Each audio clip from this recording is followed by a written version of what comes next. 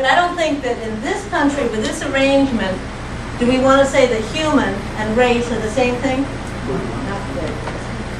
Let's take that one off here. So we're left with artificial separation, which I'm going to hold on to for a minute. Who said artificial separation? Jay, what did you mean by that? I meant that it is a creation of an us and them, or groupings of others and separate groupings based on some arbitrary system. Good. That's exactly what it is. It's arbitrary. In fact, my favorite word in the world is this word, specious. Who knows what specious means? It's not the same as species. It's another one of those $10 words there. What is specious? It looks like it's true, but it's It not. looks true, but it's false. Okay, we're going to take a minute and we're going to understand this concept of race. This European and American cultures, the cultures of Europe and America, we're going to take a little trip back down memory lane to the beginning of the scientific revolution. How many of us remember that? Not many. It's back in the 17th century.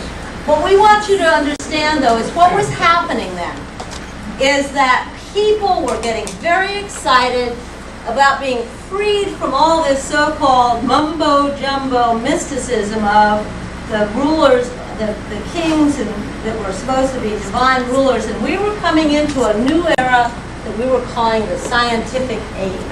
We were going to conquer and classify and understand and have control over every single phenomenon in this world. Sounds familiar, doesn't it? We had somebody like Linnaeus. Who remembers who Linnaeus was? Anybody remember him? The bean counter? Some of you would remember him. He was the person that planted all the beans in a row and started organizing about how if you put a black bean and a white bean together, you know, who, when, it's all this genetic stuff, and it's wonderful stuff. But what happened in the 18th century is that we started to try to classify human beings. And there was a huge, big debate that went on for, still going on, in fact. But it started pretty much in the 18th century. Now, what was going on in the 18th century, folks, in terms of Europe and the rest of the world? Slavery, conquest, colonization, all that was going on. So here is this big debate about what are human beings and who are human beings and what do they mean. In the 18th century, the debate was between whether we all came from one root, which is what the godly people thought, we all came from one root, and others who thought we came from different roots. So that went on a long time in the 18th century. Toward the end of the 18th century, there were these two guys, Blumenbach from Germany and Buffon from France. And they're just two of many who did this kind of research. But I single them out because they're known as the fathers of anthropology. They felt that they could classify human beings. They wanted to classify human beings. And what they were going to use was the shape and size of skulls, the science of craniology. You ever hear of that? Yes. So Mr. Blumenbach got this skull that was from the Caucasus Mountains. The Caucasus Mountains are where? Russia, Ukraine's going down into the Black Sea, dividing what's supposed to be Europe from what's supposed to be Asia. That's such a weird thing. When I went to school and learned the definition of a continent, it said a continent is a piece of land surrounded by water, right? Right. But Europeans decide, remember, those of us who are white decide what to do, what to make what. So we made an exception. We said we can't be part of Asia, so we're going to cut it in half. And the Caucasus Mountains ran up and down the middle of this land mass, and so we called this side Europe and that side Asia. The Caucasus Mountains, he found this, he was brought this big skull, very big. Now, in craniology, what's the theory? A big cranium, a big skull means what? A big brain, and a big brain means you're smarter. Yay, good, smart. He looked at this, he said, man, this is some seriously smart person. He's from the Caucasus Mountains, he's from Europe, he's got to be white. So he started this theory And what he did is he decided, not just he, and I want you to understand that there were millions of theories, and they were amazing. Some of them are fabulous. There's a guy named Thomas Gossett. He'll be on your bibliography. He wrote the history of this concept of race. It's just fascinating stuff. How many people devoted themselves to trying to figure out what race was. But this is what he did. He said, okay, the Caucasus Mountains means those people are called Caucasoid, right? Which we now call, when we're in polite society, we call white people what? Caucasian. Isn't that strange? I mean, that's really weird. Okay, so they were the Caucasoid people, and they were going to be white. And then he did a descriptive, and others came behind him. The next one he said, we're going to be Mongoloid. And who are those people? Where were they from? Asia. Where, because it's named after what part of the Asian continent? Mongolia. Good. And what color are those people? Yellow. Any of you went to Christian Sunday schools, you know what this was about. Jesus loves the little children of the world. Okay, the next was not his, but another group of people came up with this notion of Australoid. Now, what were these people? Does anybody know? Yeah. They were brown. They were the Aborigines. Good, because they were from where? Australia. We're going to say brown, red, and we're going to put red in parentheses. And we'll come back to the red part later. And then at the bottom were Negroid. Who were what color? Brown. Who were what? You can say the word. Black. Yay, good. All right, black. That's very good. Got to practice these words, folks. We say it around the dinner table, but we got to be able to say them here too. It's okay. Now, this is just a part. This is one theory, but it was one of the dominant theories. How many of us ever studied the oids, as we affectionately call them? Any of us studied them? You did. Any others of us learned them in school? Saradi, did you go to school you went to school in Massachusetts, right? In what high school, in what years more or less? Before 95, she was still studying the oids. In Puerto Rico, I understand they're still teaching in the textbooks. The biology textbooks still have this as part of it. Check it out and see. Somebody told me that recently. Anyway, what we have here, the reason we're doing this is specious. This is specious. That means false, but looking scientific. False, but looking scientific. These were folks looking for one thing. You know what the one thing is they were looking for? They were looking for an arrangement, a classification, a system of classifying people that would make sure that white was on top, that white was the model of humanity, that white was what human being in its fully realized form was. That's what was going on in the 18th century. You go into the 19th century, and these folks that started this theory based on the notion, the specious idea of white being superior, white being the model of humanity. In the 19th century, you have virtually all the theologians, all the academicians, all the scientists, all the writers, all the policymakers of Europe and the United States together, putting together a whole ideology based on this arrangement. Now look what's wrong with this arrangement, why it's specious. If white is from the Caucasus Mountains, because now they're going to be called Caucasoid because we want to be scientific. Yellow is from the Mongolian area, Asia. We're going to call them Mongoloid. Brown or red, Australoid, the indigenous peoples, not just of Australia and New Zealand, but of also the Americas. Where is this land?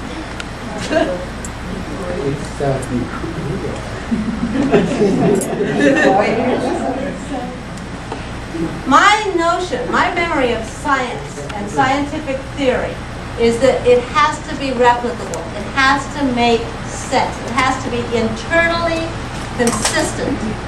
Did you all learn that too? Yes. So you have a place, and where there's a place, you have history, you have language, you have culture, you have history, you have language, you have culture, history, language, culture. Where is this place? What is in Africa? Why isn't it called Africoid? What's going on? For colonizers. What does this word mean in Spanish? Black. This word means black. Black equals bad, so. So we were not talking about a people. We're talking about real estate. This is an invention at a time when we were enslaving people of Africa. They were Negroes, whatever you want to call them.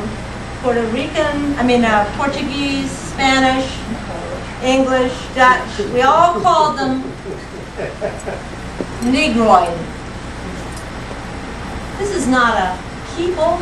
It has no history. It has no culture. It has no language. What happened to Africans when they were brought here? They were taken away from their language. They were taken away from their culture. They were taken away from their land.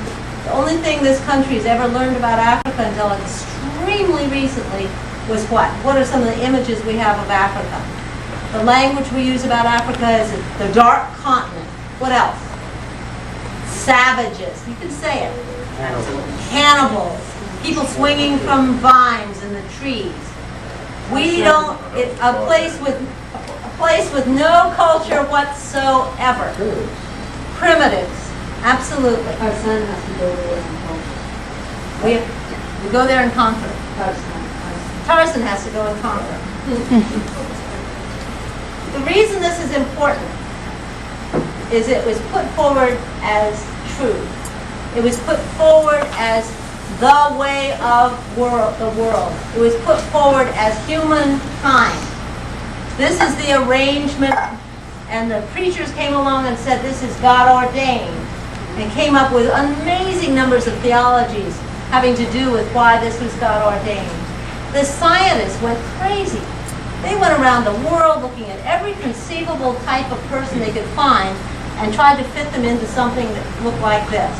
They sometimes had as many as 200 categories. I mean, they went nuts. They went crazy. But what was particularly important about this is that this arrangement, this country, this nation was founded on all of these institutions were created at a time when the notion of white supremacy was not only the way of life in this country among white people, but it was completely it was never challenged. It's astonishing to go to all the iconic people in our history, the founding fathers. You read somebody like Benjamin Franklin and he says things like, but this is such a lovely white nation. What can we do to keep it that way? You know, you hear Thomas Jefferson speaking about the indigenous peoples of the land who are so unworthy and such heathenish people that they couldn't possibly do right by the land. So, of course, we're given the God-given right to that land because we will be able to work it more effectively. There were theories after theories after theories. It's astonishing how many theories. But what it is, it's the theory of white supremacy. And every single one of the institutions in this country was set up in order to make sure there was a bias, a prejudice, if you will, in favor of people called white. The history of how people got to be white and what white is, we're going to talk about tomorrow. But just for right now, understanding, white originally was simply what we used to call the WASPs, white Anglo-Saxon Protestant male property owners. That's the only folks who first got to be white. They didn't get to be white until the early part of the 18th century. There wasn't any concept of white before that. But once they got that concept in place, this people, God ordained, biologically superior, now we're going to legalize it. And so from the late 17th century right up to the contemporary day, we have legalized this arrangement. We've legalized this theory, this specious concept. It is very deep in our bones. That's why we say this is so deep. The internalization of racial oppression means that those of us who are white, who've grown up with this all our lives, every single institution says that this is how it is. This is the arrangement.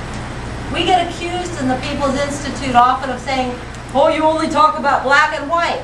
No, it's not that we only talk about black and white. This is the arrangement. This is how it is. This is the racial arrangement in this country.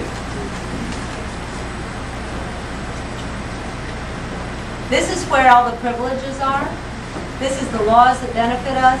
This is the cultural supports that we all have. And that leads us to the final word of our definition, which is power. This is where power resides.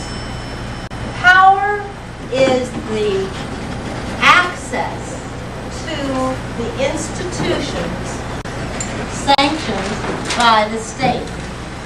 Access and control of the institutions sanctioned by the state. So, if I am in any one of those institutions, I personally walk into any one of those institutions, I am treated as a worthy person. The only way that others got into those institutions was to struggle, organize, fight, demand, and otherwise be incredibly courageous, lose their lives, lose their jobs, lose their families, lose everything in order to say, you may not treat me as less than. I demand access to those institutions. Unbelievable struggles. Ever since the very, very beginning of the history of this country, people who've been excluded and didn't have access have been fighting for that. But what we know is that in this country, which has a dialectical opposites, we always say that if white is the best, then what's the worst? Right. If white is what is the model of humanity, what did we do to black? We took it out of the family of humanity. If you're an immigrant coming from Africa, Asia, South America, any place, you know by the media that the one group of people you best not try to be associated with are African Americans who had lost their humanity and are just fighting like hell over the last few hundred years to get back. That's a hell of a heritage to have. So that what we have with power is access to these institutions. And what that means is that only people who have automatic access to those institutions can be racist. Which means who? White people. White people.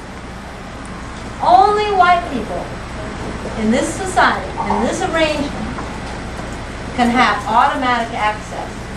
I was talking with Svetlana at the break, who came here as an immigrant 13 years ago. She wasn't white before she got here. Where are you from, Svetlana? Where'd you come from? One of the countries. Okay, one of the countries. What? Moldova, but Moldova. Very often people say, oh, you're Russian, which is a total different story because I'm not. That's right. It's like people being called, oh, you're Asian, you know, a sweep of the arm. So you're from Moldova. When you left there, you were Moldovan, right? Well, no. You were Russian. You were No. USSR citizen. Yeah. You were a citizen of the USSR. Right. Had you been white? Over there? Yeah. Yeah. You were white there? You were designated white then? Well, we didn't have any others. But were you We are- called white? Were you called white? The word didn't No, appear to the you? word didn't appear. No. I met a woman the other day who was a French woman. She got on the plane in Orly in Paris. She said, I got on, I was French, and I got off at JFK and I was white. It was a weird feeling. This arrangement forces us to be here, whether we like it or not. This arrangement dehumanizes every one of us. It doesn't just dehumanize those who were enslaved or who were killed off. The reason I put this in parentheses, as Maria said earlier, is that we know that the only dead Indian in this country was going to, the only red Indian was going to be a dead Indian. Is a dead Indian. Doesn't even count. Not even counted. Not even part of our fundamental institutions. And also they were considered Mongoloid at first. It was not until after that came that they started doing the native people within, a struggle, which is a recent. I'm sorry, I can't hear you. I'm sorry, I can't hear you. That native people before were considered part of age of Mongoloid. So were treated as Mongoloid, and that changed. That's right. And actually, there are many, many different classification systems that were developed. But by and large, all of them had to do with this one thing, which is to make sure that people of European descent in America were considered the model of humanity. That's our legacy. We are the ones with the power. This arrangement was built for that purpose. It's set up for that purpose. People of color in this arrangement can't be racist. Why not? No power. No official, institutional, sanctioned power. No legitimate power. Now, that's not to say, and this is what's crucial, it's not to say that any one of us can't be low down, bigoted, prejudiced, sorry, and otherwise mean and horrible people. We can be all of that. Any one of us can be like that. But if you took all of the white supremacists in this country, all the minute people and all of the, all the people that are spouting all this racial supremacy today, and you put them in a rocket ship and you sent them up to the moon, would this arrangement change? No. This is why we come to this as organizers. It is not about how I feel about you or how you feel about me. It is much bigger than that.